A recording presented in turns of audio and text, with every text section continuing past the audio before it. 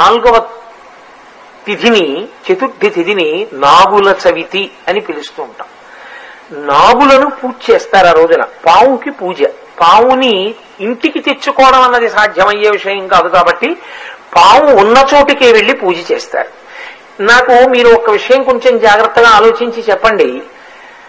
సాధారణంగా నాగుల చవితి చెయ్యనటువంటి వాళ్ళు ఉండరు. అన్ని వర్ణముల వారు చేస్తారు. అందరూ తలస్నానం చేస్తారు, చక్కగా పుట్టక పెడతారు, ఏదో అందులో గుడ్డు వేస్తారు, లేకపోతే చిమ్మిలి వేస్తారు, లేకపోతే చలివిడి వేస్తారు, లేకపోతే ఆవు పాలు పోస్తారు, ఆ పుట్ట చుట్టూ తిరుగుతారు, పిల్లా పాపలతో నమస్కారం చేస్తారు, ఇంటికి వచ్చేస్తారు. పావుని పూజ చేసేటప్పుడు ప్రకటనంగా ఒక మాట అడుగుతారు పుట్ట దగ్గర నిలబడి.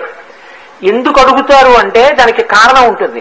నాగమును దేవతగా భావన చేసి పూజ చేసి ఆ పుట్ట దగ్గరికి వెళ్లి అది తినే పదార్థములను ఆ పుట్టలో సమర్పణం చేసి ప్రదక్షిణం చేసి నమస్కరించి ఆ గోవుని అక్కడ ఉన్నటువంటి ఆ పావుని ఒక విషయం అడుగుతారు.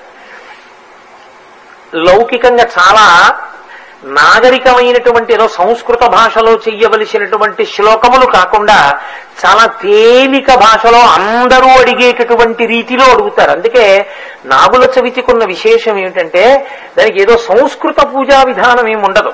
వీళ్ళందులో పాలు పోసేస్తారు, అక్కడ నిలబడి ఓ మాట అడుగుతారు. నన్నేలు నా గన్న నా కులము నేలు, నా ఇంటి నేలు, నన్ను కన్నవారి నేలు, నా ఆప్తులను ఏలు, పడగ తొక్కితే పగవాడనుకోకు, నడుము తొక్కితే నావాడనుకో, తోక తొక్కితే తొలగితూ వెళ్ళిపో, ఈ నూకల్ని పుచ్చుకో మూకల్ని ఈ పిల్లల, నూకల్ని పుచ్చుకో మూకల్ని ఈ పిల్లల మూకల్ని ఈ. సంతానకారకుడు నాగదేవత. నాగదేవత అంటే సుబ్రహ్మణ్యుడు. అందుకే పురుష వీర్యమునందుండేటటువంటి